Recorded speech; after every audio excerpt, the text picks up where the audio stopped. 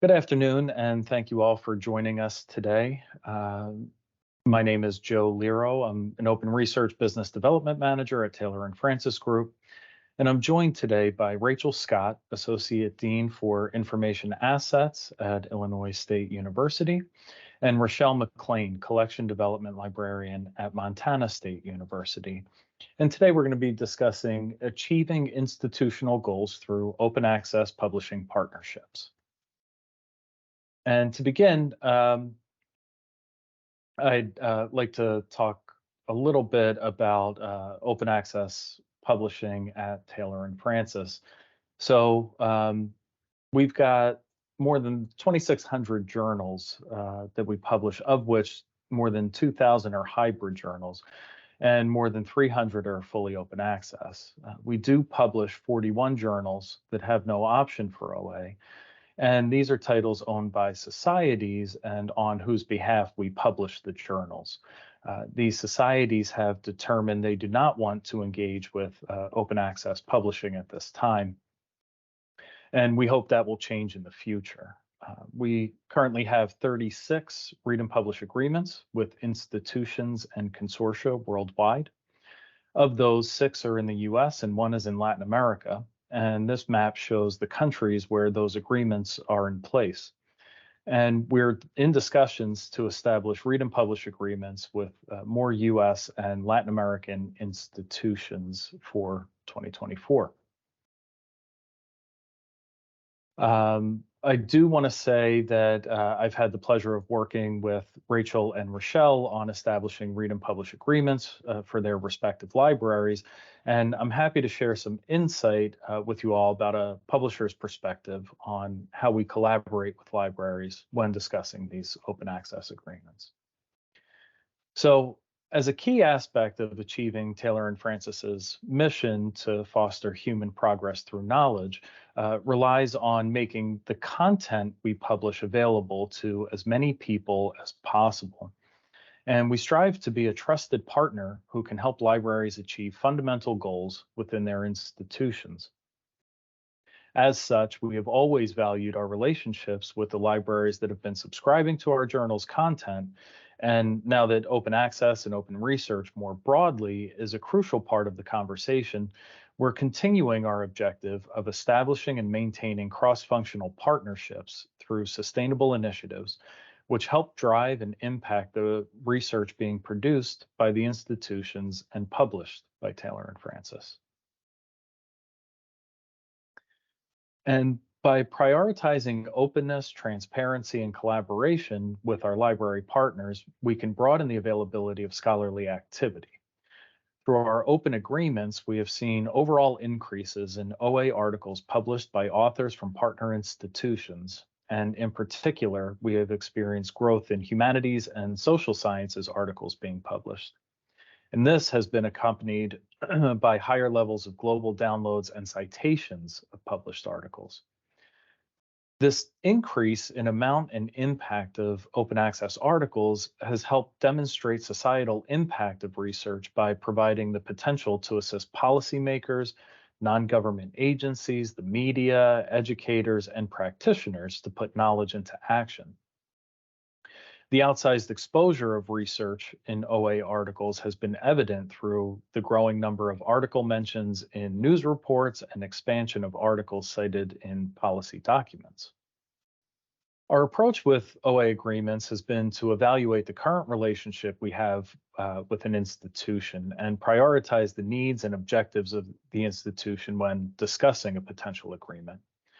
For instance, the institution's intention may be to amplify overall open research activity, expand on open publications in particular disciplines, meet the parameters of faculty resolutions and university leadership, and many other goals.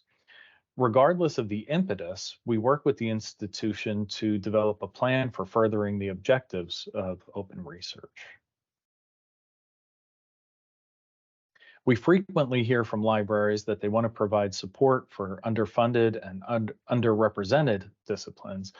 And in many cases, this means disciplines in the humanities and social sciences. Roughly 10% of all open access articles listed in Dimensions are in HSS disciplines. As a leading publisher of research in these areas, we are driven to partner with libraries on OA agreements which achieve the mutual goal of advancing the openness in these areas. The costs associated with publishing open access are frequently covered by funds used from research grants. And because researchers in HSS disciplines consistently face the challenge of smaller and non-existent grants, university libraries have been motivated by their ability to support those researchers by opening a pathway to OA without needing to rely on grants funding. The ultimate objective is to promote the publication and distribution of sound science. As with institutions, each publisher experiences a unique set of circumstances that can affect the speed at which openness is obtained. And it's imperative to focus on the areas where publisher and institutional objectives align and to use those commonalities as a basis for developing terms for OA.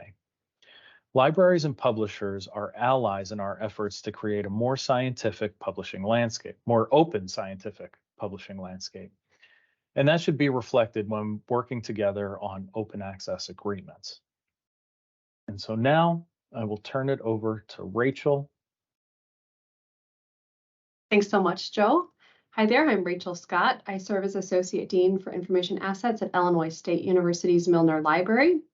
Illinois State was established as a normal school in 1857, making it the oldest public university in Illinois. We remain a teaching-focused, very high undergraduate Carnegie R2 University.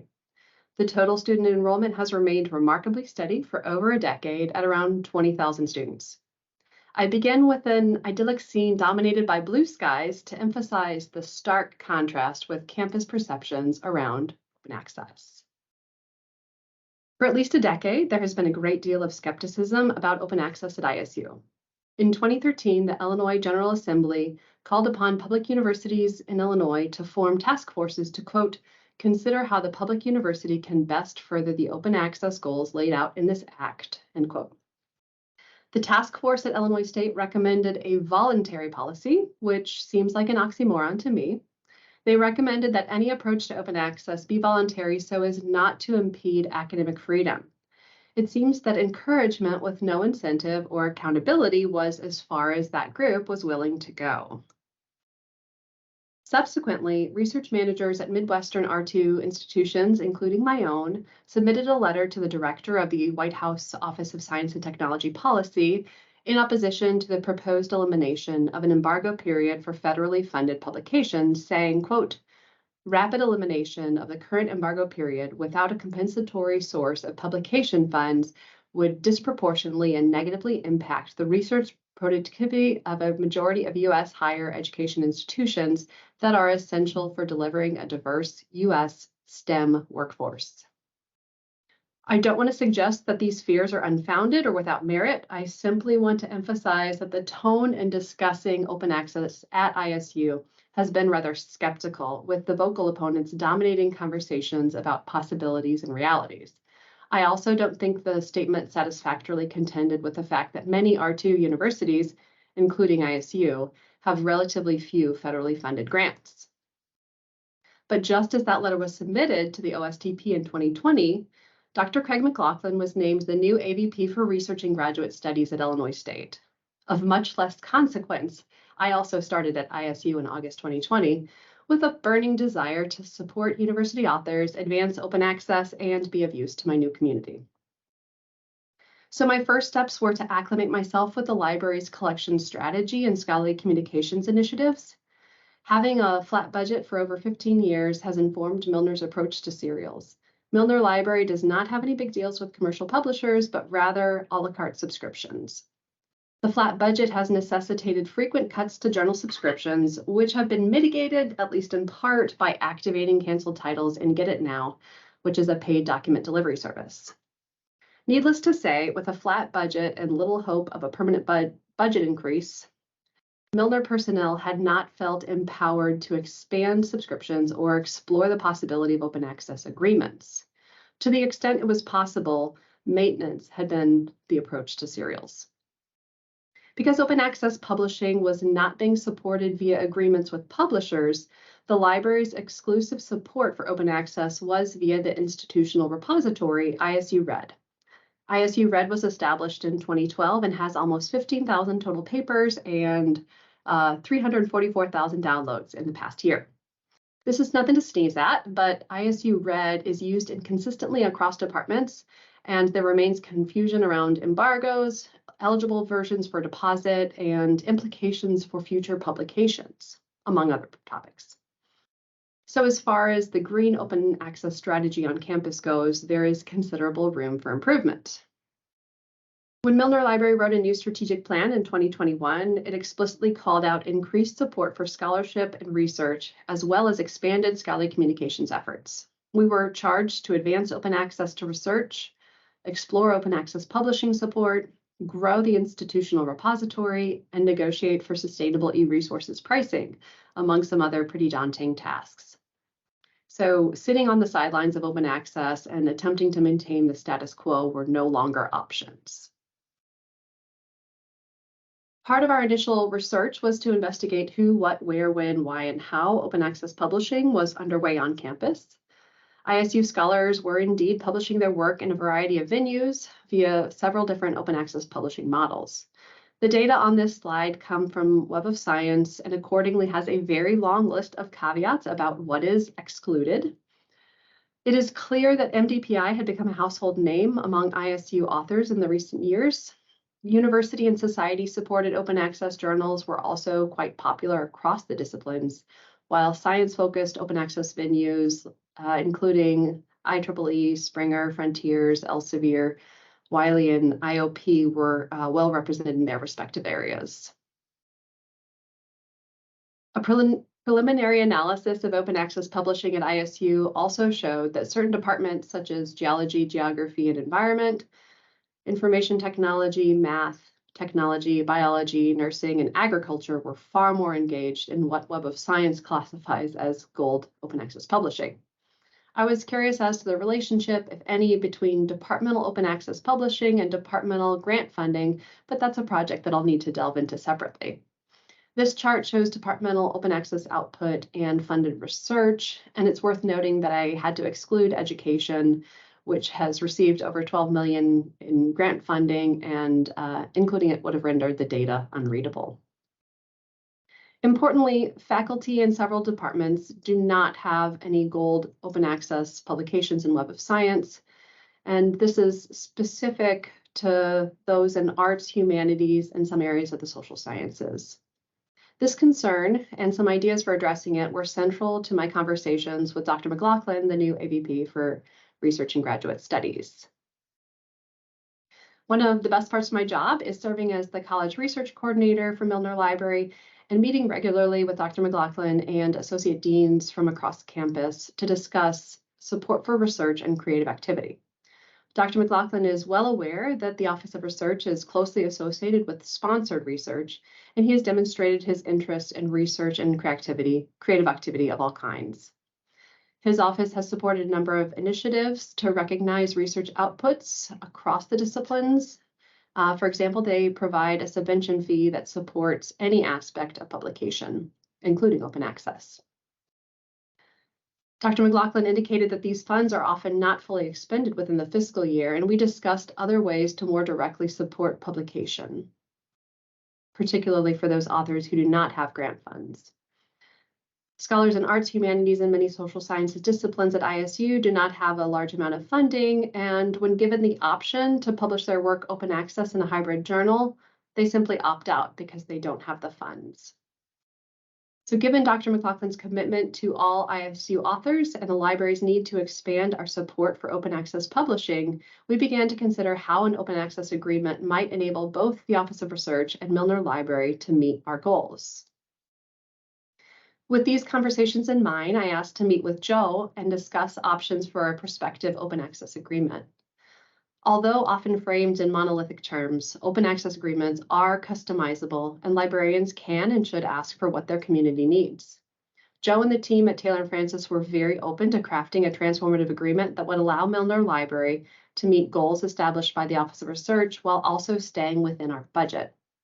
Given ISU's history as a normal school and our large programs in education, we developed a subject-specific agreement that provided read access to all education journals while maintaining our other subscriptions.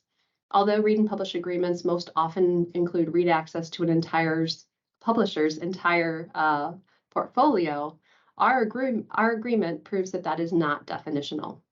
Similarly, although read and publish agreements often cap publishing, some do not. Prior to our agreement with Taylor & Francis, ISU authors only published open access very infrequently in their journals. The Web of Science data from just under 5 years only showed 3 gold open access publications by ISU authors in index journals.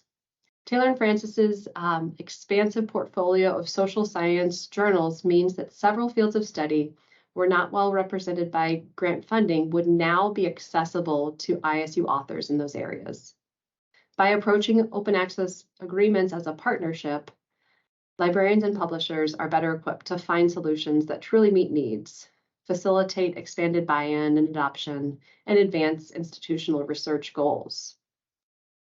I wanted to show a sampling of publication venues featuring articles that have benefited from one of Milner's open access agreements in the past year. The only college that is not yet on the list is the College of Business. As you might guess, ISU authors in, for example, art education, theater, politics and government, and social work, among other fields, often don't have funding that would allow them to publish their work open access, and Milner Library is truly pleased to support them as they do, increase their impact, and make their work open and available to all. I'll close with just a few takeaways from ISU. Partnering in open access publishing agreements has allowed Milner Library to provide material support for the research of ISU authors, and particularly those who would not have otherwise been able to publish their work open access.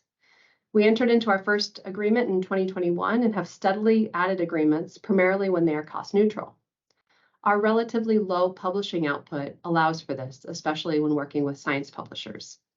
We've also contributed to some open access partnerships, funding, for example, open access monographic collections. The publishing side of transformative agreements has led to fruitful conversations across campus. When we reach out to authors who are eligible to benefit from an open access publishing as part of a library agreement, we tell them that their article will be deposited in the institutional repository. This has led to not only some profuse thanks, but also interest in depositing their other works. The Office of Research has been so pleased with the open access agreement with Taylor & Francis, they provided additional funding to supplement publishing costs. From the perspective of that office, supporting the work of scholars across all ISU colleges is a very worthwhile endeavor. Some scholars at ISU remain skeptical of open access publishing and articulate important questions and concerns. At ISU, we're working to triangulate qualitative data from authors with our usage, publishing support, IR deposits, interlibrary loan, document delivery requests, and some other data to figure out the best path forward. Although we are relatively new to open access agreements, the evidence suggests that partnering with publishers has enabled us to support authors and fulfill our mission to advance open access to research. And with that, I'll hand it over to Rochelle. Thanks. Thank you, Rachel and Joe. Again, I'm Rochelle McLean. I'm the Collection Development Librarian at Montana State University. A little bit about our university. We have an FTE of 15,000 as of the fall of 2023. We are classified as very high undergraduate. The school is an R1. The school is also the state's land-grant university, and in fiscal year 23 had set another record of having research expenditures of over $230 million. This is a picture of our library. We have around 55 staff, faculty, and professionals. So MSU's support of open access has included an open access statement that was written and adopted by the MSU Faculty Senate back in 2015. I'll just read the last paragraph. Therefore, we, the faculty, support the publication in journals which allow for open access deposit where possible. Moreover, we encourage our institution to work toward policies and infrastructure in support of open access. In 2014, the former collection development librarian and the scholarly communication librarian decided to earmark $50,000 from the library's collections budget to create an author fund where researchers can apply for funding to make their work published OA. So since 2014, over 250 articles have been funded. The program is very popular. There are more and more applications every year to the point where the fund would dry up very quickly at the beginning of the fiscal year. There are many departments, there are faculty, graduate, undergraduate students that are represented in the funding pool. How it works this year is $5,000 of the funds are funding articles in hybrid journals, and $45,000 will fund articles in pure open access journals. And in both funds, authors receive no more than $2,000 per fiscal year on a rolling basis. And then lastly, in early 2020, myself, along with my coworker, the library's e-resources librarian, the scholarly communication librarian, and the Montana Academic Library Consortia coordinator, whose office is at MSU, we wrote our own statement on negotiating principles for open access. And we've sort of formed this task group in early 2020 following the 2019 Charleston Library Conference, where there was so many presentations and talk about transformative agreements, to the point where our former library dean then came to my coworker and I at the conference and said, what are we doing? How are we getting involved in this? What's the plan? And so we came back to campus knowing that we had to get going on this and figure out how MSU was going to participate. So the library materials budget does support open scholarly publishing in a couple of ways. We have a $5.9 million budget this year. We are currently participating in 8 transformative agreements. We have a couple more that'll start in 2024. We have published or had 52 articles published since 2020 with an APC spend of over $145,000. I mentioned the author fund, and of course we participate in memberships and pledges. And why do we do this? You know, as I said, with support from our administration, the library wants to be a part of that advancement of equitable access to research. The library wants to support those authors who don't have other funding sources. We love that our transformative agreements are stretching that MSU Library Author Fund, which stays at $50,000 per year, and like I said, gets used up so quickly. And then anytime an author is notified that their piece is going to be published open access because of our agreement, we feel like we gain another advocate for the library, and it also allows us to make others aware of how the library budget works, which is often a source of confusion from others around campus.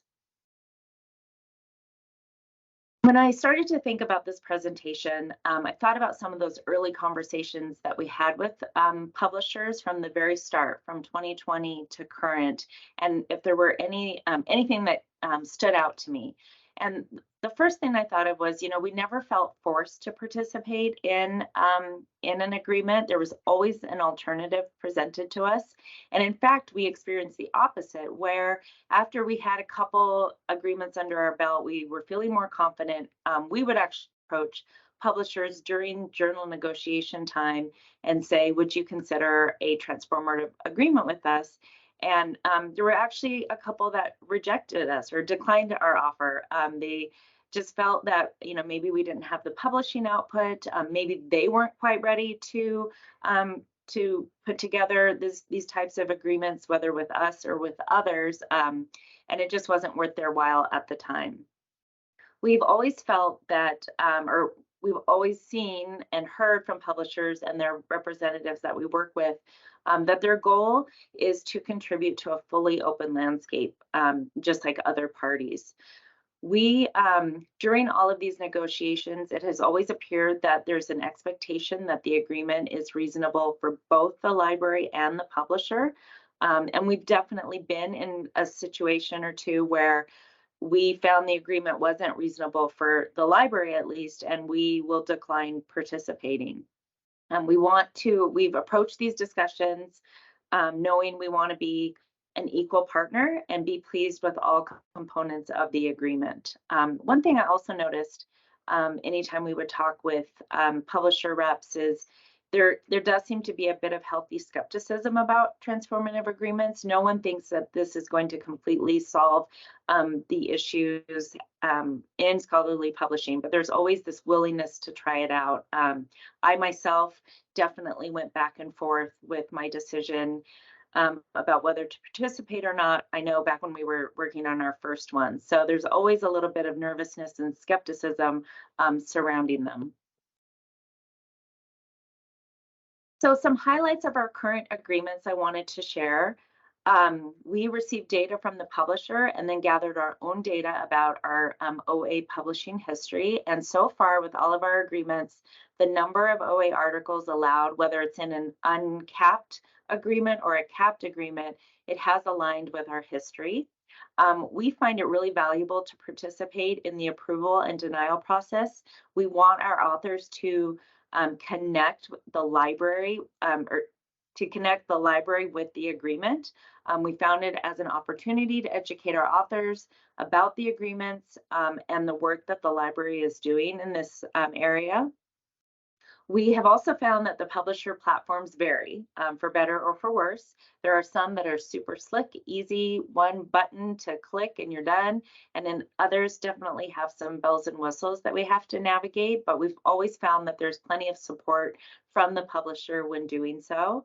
As both Rachel and Joe mentioned, there's always customization available, whether that's in the language of the agreement, in the platforms, in any of the additional language you're using when you're communicating with authors. We've always had the opportunity to customize it based on how we would communicate anyway with our MSU stakeholders. And then lastly, we found that the price for a transformative agreement that we have chosen to participate in is not necessarily higher than a traditional big deal subscription. We're lucky in that our budget is healthy enough to maintain the big deal subscriptions, which frankly makes our job easier to do those, but those costs for TAs aren't going up any more rapidly than the big deal subscriptions would. Here at MSU, my coworker and I are really interested in any sort of outreach when it comes to our work. So the minute these agreements are signed, we are eager to promote it at MSU. And that promotion has varied from publisher to publisher. It can be anywhere from a full page dedicated to our university on the website, or we could be one of many universities in a list. We have worked with the publishers' formal news service people to write a release, or we've worked with our own to do that for many agreements. We also share on more casual university communication outlets. We have a daily newsletter that is emailed to faculty and staff. We've relied heavily on word of mouth. I mentioned earlier when authors are notified that their paper is being considered published OA because of one of our agreements, we usually have a really positive conversation as a result of that. We share about that agreement, we share about the other agreements, and we've had more than one person say, oh, I didn't know that Taylor and Francis was doing this. I'll consider publishing with them again.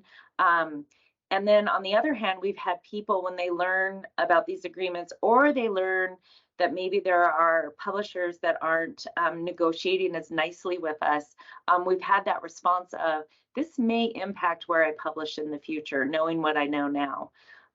We also have a library open house every January that usually has a literary theme. This past year, though, the theme was opening possibilities, and we were encouraged to host a table along with other partners from around campus and within the library that creatively celebrated our services, our resources that open doors, break down barriers, and expand horizons. And so my coworker and I opted to promote our transformative agreements at our table. And so anyone that stopped by, we got to talk to them about it. And it was a great opportunity to educate them about transformative agreements. a lot of people didn't know about them or know what they were. So that was an awesome way to get the word out. And then, of course, we use social media. And lastly, just wanted to share a couple responses from around campus and some lessons learned. We, like other schools, we have modified or walked away from, or considering walking away from some of our big deal journal subscriptions.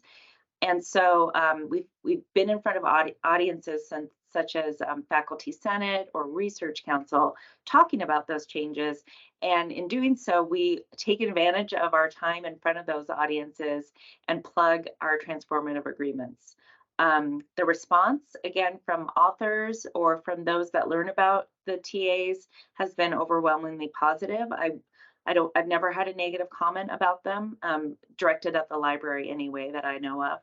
I think one thing we weren't expecting was there are issues that have cropped up when working with different publisher dashboards, excuse me. And so that's something that we've had to learn to navigate. However, on the flip side, it's been super easy to work with our publisher reps or the other people supporting us as we move through the agreements. And so anytime we've needed help, it's been really responsive from everyone. And so that's something we've really relied on, and I think even have a deeper relationship with our publishers because of that. And then lastly, I just wanted to share a story. One of our agreements that started in 2023, we do have a cap to the number of articles that are allowed to be published OA. And so it's the first year, we just reached the cap in early October. And so we were asked by the publisher to craft a statement that would be sent to authors, letting them know that publishing OA is closed. And so when I received the statement from the publisher, my first thought was, oh, it's kind of negative. It basically said, thank you for your interest in MSU's open access agreement with this publisher. Unfortunately, we've exhausted the number of articles eligible to publish under this agreement for the remainder of 2023. So speaking of customization, I was able to write back and say, hey, could we change this? Instead, let's say we are pleased to share that we've reached the number of articles eligible to publish under the agreement for the remainder of 2023. We're really excited that the agreement worked out exactly as it was supposed to in our mind. It's being used fully. We're getting the word out about our agreements. So that's been a really positive takeaway for us. Thanks so much for joining us today.